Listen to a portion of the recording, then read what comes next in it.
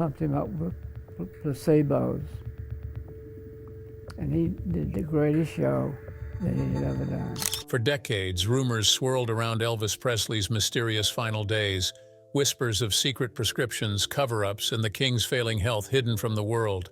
Now, after years of silence, Elvis's own doctor has broken his silence, confirming the shocking truth that fans had always feared, a truth that could rewrite the legend forever.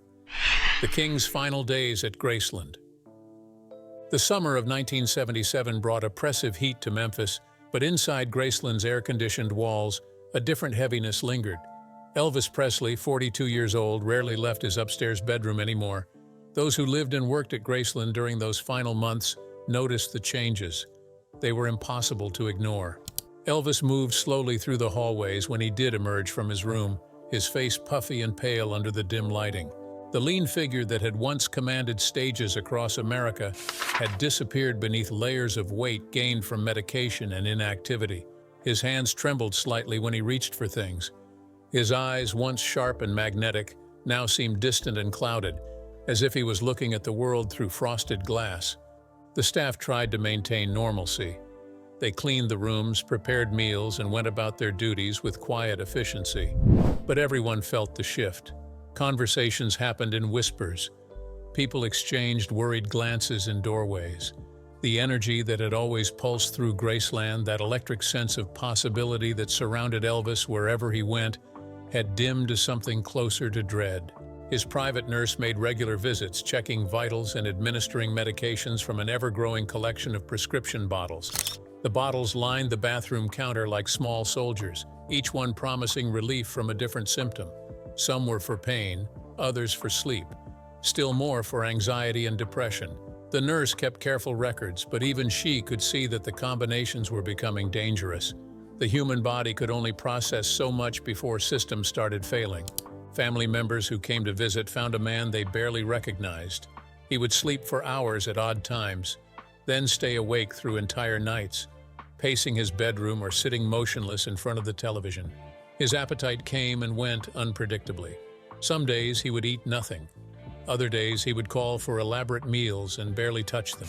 The routine that had once structured his life, the discipline that had driven him to the top of his profession, had completely dissolved.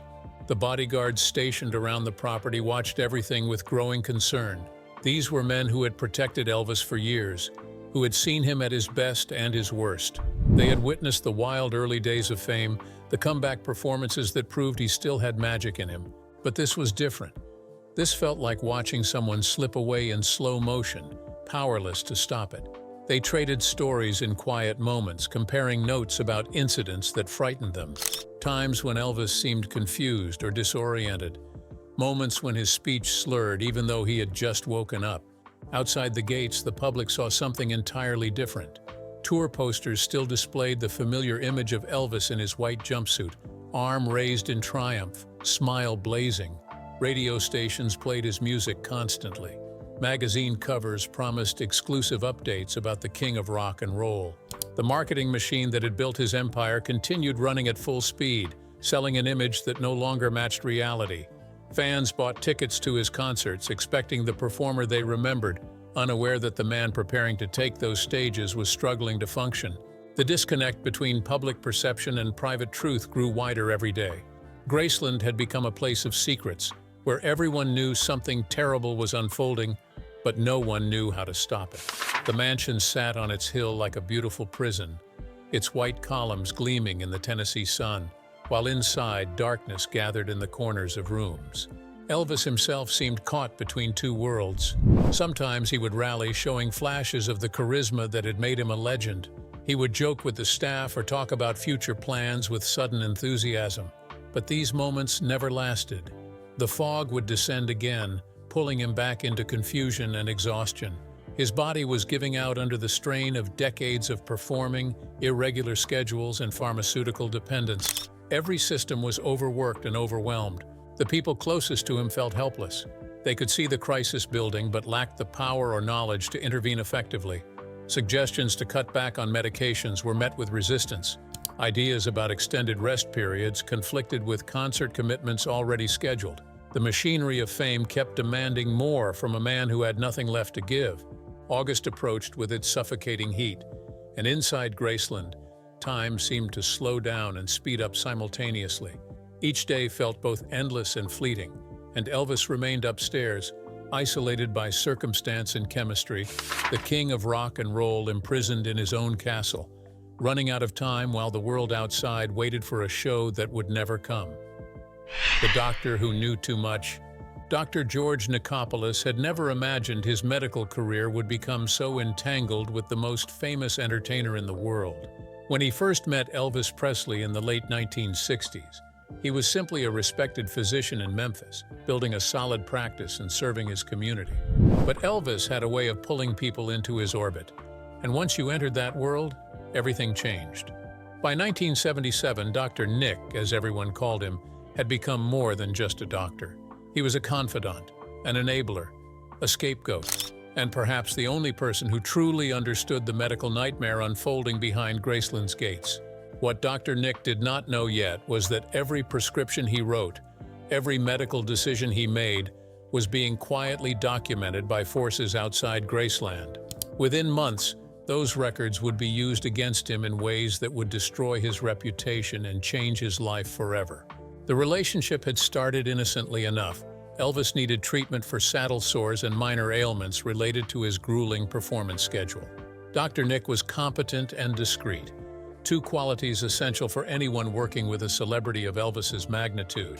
But as the years passed, the medical needs became more complex and troubling. Elvis complained constantly about insomnia, a condition that plagued him since his earliest days of fame. The irregular schedule of a performer combined with the adrenaline of live shows had destroyed any hope of normal sleep patterns. Then came the pain, chronic and persistent, from old injuries and the physical toll of his energetic stage performances. Dr. Nick found himself writing prescriptions that would have alarmed most physicians: sedatives to help Elvis sleep, stimulants to wake him up and get him functioning, pain medication for his back and joints, antidepressants for the crushing weight of isolation and pressure. The list grew longer each year, a pharmaceutical cocktail designed to keep a human machine running long past its natural limits. In his mind, Dr. Nick believed he was practicing harm reduction. Without his careful management, Elvis would seek medications elsewhere, from doctors less cautious or from the street.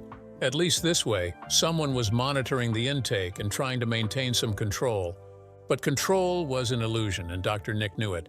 He watched as Elvis's tolerance built up, requiring higher doses to achieve the same effects. He saw the physical changes, the weight gain, the puffiness, the tremors. He noticed the moments of confusion and disorientation that suggested the brain itself was being affected. Medical training told him these were warning signs of serious danger. Yet every time he tried to pull back on the medications, Elvis would resist. The king needed to perform. He had obligations, contracts, people depending on him. The show had to go on, and the show required medication to make it possible. The doctor found himself trapped in an impossible situation. If he refused to prescribe what Elvis wanted, the singer would find another doctor who would. If he continued prescribing, he risked enabling an addiction that could prove fatal. There was no good choice, only varying degrees of bad ones. So Dr. Nick chose what he believed was the lesser evil. He stayed close, monitored everything he could, and tried to keep Elvis alive one day at a time. Behind closed doors, away from the fans and the media, Dr. Nick witnessed scenes that would haunt him forever. He saw Elvis unable to get out of bed without assistance. He watched the singer struggle to remember conversations from hours earlier. He observed the rapid mood swings, from euphoria to despair and back again, all chemically induced. The man the world knew as the king of rock and roll was actually a prisoner of his own fame, his own body, and his own dependencies. The pressure on Dr. Nick came from every direction. Elvis's management wanted the star healthy enough to perform and fulfill concert obligations. Family members wanted their loved ones safe and well. Elvis himself wanted relief from pain, from sleeplessness, from the crushing anxiety that came with being Elvis Presley.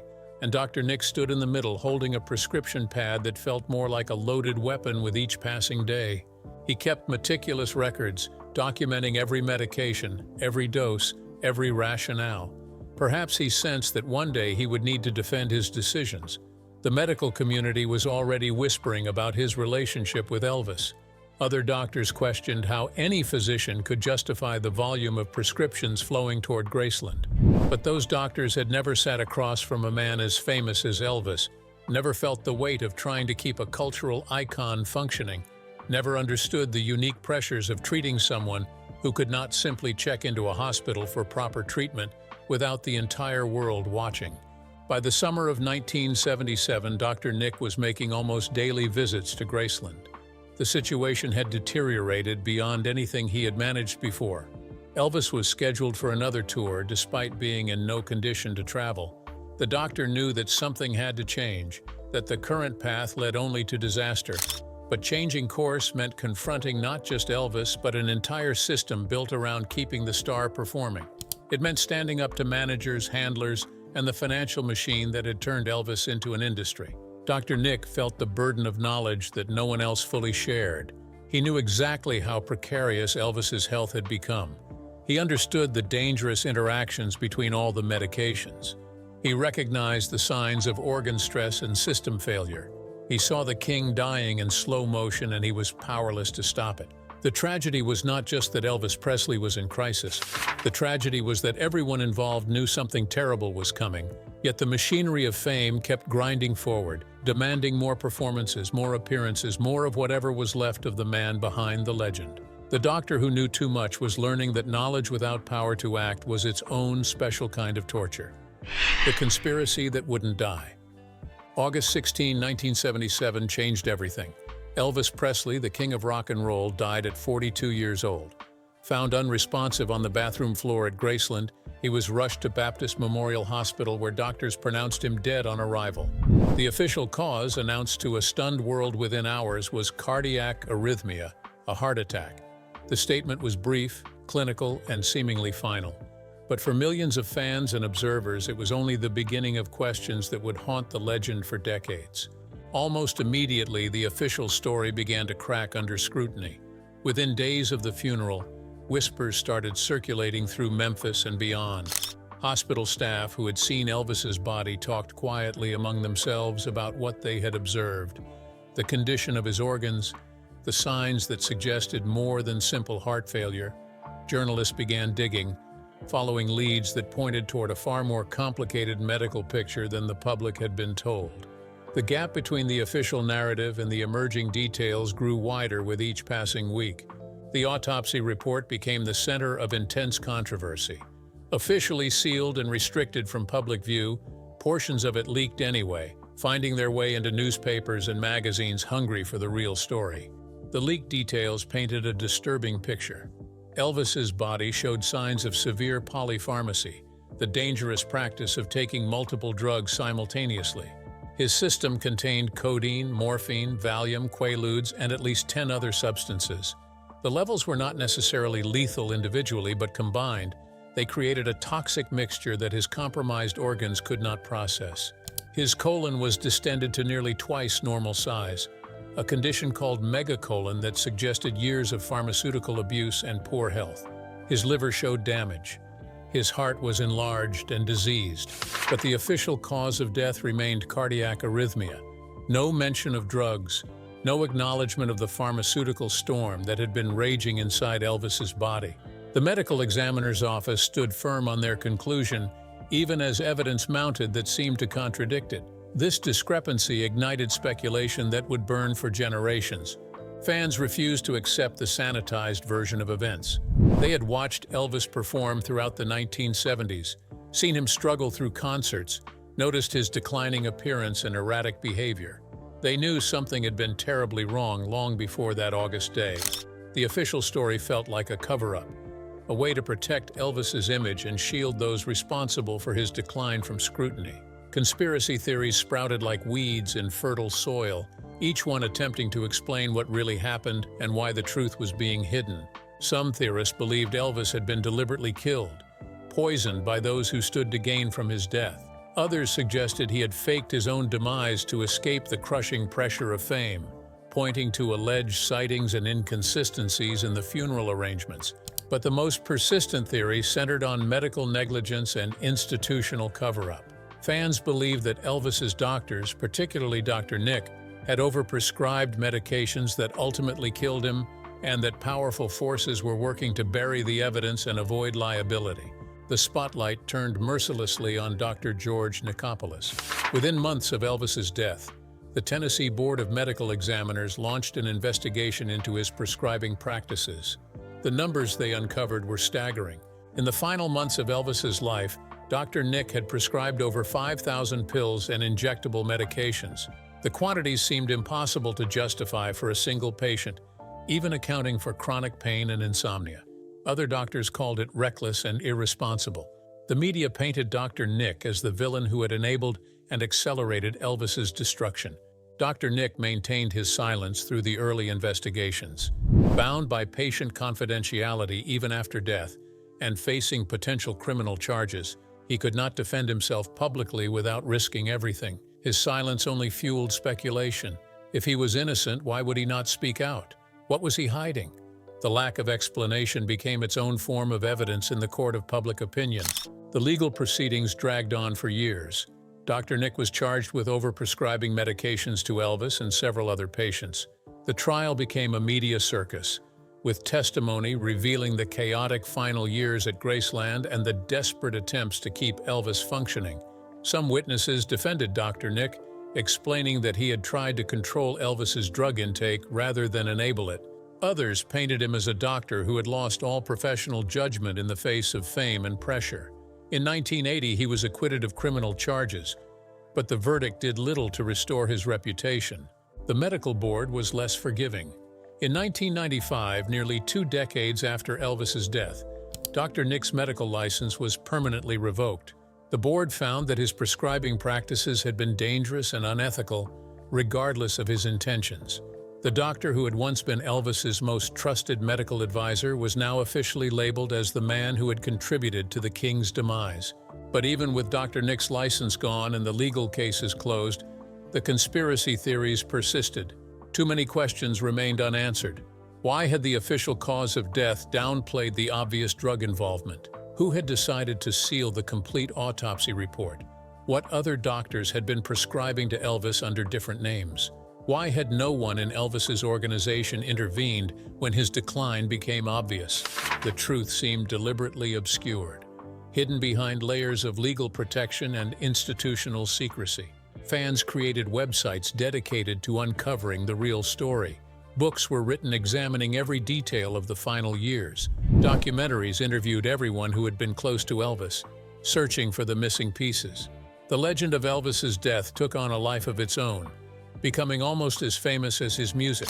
The king had died, but the mystery of how and why refused to be buried with him. What no one knew during those decades of speculation was that Dr. Nick carried secrets that went far deeper than the prescriptions and court testimony. He had witnessed things in Elvis's final months that changed his understanding of what had really happened. And as he grew older, facing his own mortality, the burden of those secrets became too heavy to carry in silence. The truth he eventually revealed would prove that the conspiracy fans always suspected was not quite what anyone had imagined, but was somehow even more tragic and systemic than the wildest theories.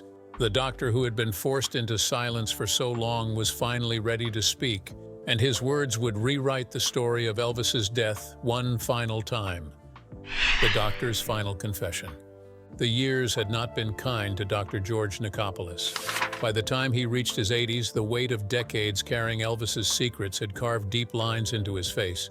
His medical practice was long gone, his reputation permanently stained by association with the king's death.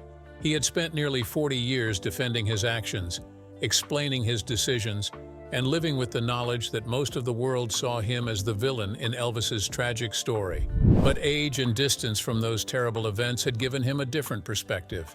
The legal threats had faded, the people he had once protected were mostly gone, and the burden of silence had become heavier than the risk of speaking.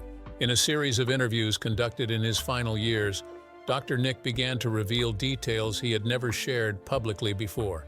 His voice was quieter now, aged and sometimes wavering, but his memory of those days remained sharp and painful. He spoke not with the defensive tone of a man on trial, but with the weary honesty of someone who had finally accepted that the full truth needed to be told, regardless of how it reflected on him or anyone else. The first revelation was perhaps the most important. Elvis's health problems had begun far earlier than anyone publicly acknowledged, stretching back to the mid-1960s. The medications Dr. Nick prescribed in the 1970s were not the beginning of Elvis's pharmaceutical dependency, but rather a continuation and escalation of patterns established years before. Other doctors had been prescribing to Elvis under various arrangements, some ethical and some questionable. By the time Dr. Nick became his primary physician, Elvis was already caught in a web of chemical dependency that would have required intensive rehabilitation to escape. But rehabilitation meant stopping work, and stopping work was never considered a real option. Dr. Nick described the impossible position Elvis occupied. The singer was not just a performer, but an economic engine supporting hundreds of people. His concert tours generated millions of dollars. His recording contracts demanded constant output. His management team needed him working to justify their own existence and income. The Colonel, Elvis's legendary manager, pushed relentlessly for more performances, more appearances, more productivity. Taking 6 months off for proper medical treatment and drug rehabilitation would have meant financial disaster for the entire organization. So instead, they managed the problem with more medications, keeping Elvis functional enough to perform while his underlying health continued to deteriorate. The doctor revealed that he had tried multiple times to convince Elvis to enter a proper treatment facility. These conversations had been private, intense, and ultimately futile. Elvis feared that news of rehabilitation would destroy his image and career. He worried that fans would abandon him if they knew the truth about his dependence on medications. The pride that had driven him to the top of his profession now trapped him in a cycle he could not escape. He would promise to cut back, to try harder, to get clean, but the demands of his schedule and the depth of his addiction made those promises impossible to keep. Dr. Nick spoke about the final months with particular pain in his voice. By the summer of 1977, Elvis was experiencing symptoms that terrified the doctor. The singer's cognitive function was declining noticeably. His balance and coordination were failing. He would sometimes forget where he was or what he was supposed to be doing. These were signs that the constant barrage of medications was causing permanent damage to his brain and nervous system. Dr. Nick knew that without immediate intervention, something catastrophic was inevitable. He pushed for hospitalization, for canceling the upcoming tour, for anything that would give Elvis's body time to recover. But the machinery around Elvis could not stop. Tour dates were scheduled and promoted. Tickets were sold. Venues were contracted. The financial obligations were enormous, and breaking them would have resulted in lawsuits and losses that the organization could not afford. Elvis himself, in his increasingly confused state, alternated between wanting help and insisting he was fine. The people around him were caught between their concern for his health and their economic dependence on his continued productivity. The doctor made an admission that clearly cost him dearly. He acknowledged that by 1977, he had lost control of Elvis's medication intake. Despite his efforts to monitor and limit prescriptions, Elvis was obtaining drugs from other sources. Other doctors, brought in by management or contacted secretly by Elvis himself, were writing prescriptions without knowledge of what Dr. Nick was already providing. Medications were being delivered to Graceland through channels the primary physician knew nothing about. The careful management Dr. Nick had tried to maintain was an illusion. Elvis was taking far more than anyone realized, combining prescriptions in ways that no single doctor could track or prevent. On August 16, when Dr. Nick received the call that Elvis had been found unresponsive, he knew immediately what had happened. Not a heart attack in the traditional sense, though the heart had certainly stopped. Not a single overdose from one particular drug, but rather a complete system failure, the inevitable result of years of abuse finally overwhelming a body that had nothing left to give. The official cause of death, cardiac arrhythmia, was technically accurate but deliberately incomplete. It described how Elvis died without explaining why, a medical truth that obscured the pharmaceutical reality. The most painful part of Dr. Nick's confession was his acknowledgement that Elvis's death was preventable if the tour had been canceled, if Elvis had been hospitalized for months instead of days, if the entire system around him had prioritized his health over profits. The tragedy was not that Elvis died despite everyone's best efforts, but that he died because the system valued him more as a performer than as a human being who needed serious help. Dr. Nick's confession finally exposed the conspiracy fans had always suspected, but it was not what they imagined. The truth was more heartbreaking than any theory, and it would force the world to confront uncomfortable questions about how fame destroys those it claims to celebrate. The truth behind the legend. Dr. Nick's final confession changed everything. For decades, fans had debated whether Elvis was murdered, whether he faked his death, whether a single person was responsible for his demise. The truth turned out to be far more complex and devastating than any conspiracy theory could capture. Elvis Presley had been killed by success itself, by a system so invested in his productivity that it could not allow him to stop long enough to heal. The conspiracy was not hidden in shadows or locked away in secret files. It had been operating in plain sight all along, visible to anyone willing to see it. The pharmaceutical dependency that ended Elvis's life was not unusual for performers of his era. The entertainment industry ran on a cocktail of uppers to keep stars energized for performances and downers to help them sleep afterward. What made Elvis's case different was the scale and the duration. He had been at the top for over 20 years, pushing his body through schedules that would have broken most people far sooner. The medications that started as occasional aids became daily necessities, then hourly requirements. By the end, his body was not running on natural energy at all, but on chemical substitutes that masked how badly his systems were failing. Dr. Nick's words forced a reckoning not just about Elvis, but about the entire machinery of fame. How many other performers were being managed the same way, kept functional through medication rather than being allowed proper rest and treatment? How many careers were being extended artificially at the cost of lives being shortened dramatically? The doctor's confession pulled back the curtain on an industry practice that had claimed victims before Elvis and would claim more after him. The medical community began examining prescribing practices around celebrities with new scrutiny. Regulations were strengthened. Doctors faced greater accountability for enabling addiction, even when the patient was famous and demanding. Elvis's death, once it was properly understood, became a cautionary tale taught in medical schools as an example of what happens when professional ethics collapse under the pressure of celebrity and money. For fans, the truth was both clarifying and heartbreaking. Elvis had not been murdered by an enemy or abandoned by those who loved him. He had been failed by a system that valued what he could produce more than who he was as a person. The people around him had not been evil, but they had been trapped in roles that made his destruction almost inevitable. Managers needed him working. Doctors felt pressured to keep him functional. Family members lacked the authority to override business decisions. And Elvis himself, exhausted and confused, could not find the strength to save himself from the machine he had helped create. The conspiracy fans always suspected turned out to be tragically real. But it was not a conspiracy of silence or deliberate harm.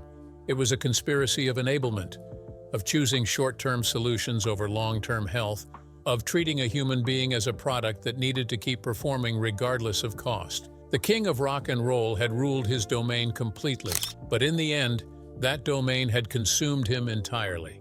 Yet Dr. Nick's confession raised one final haunting question. How many other kings and queens were currently being destroyed by the same system, their decline hidden behind tour schedules and public smiles? And would anyone recognize the warning signs before it was too late again? And if you enjoyed this video, like and subscribe, and also click the next video shown on your screen.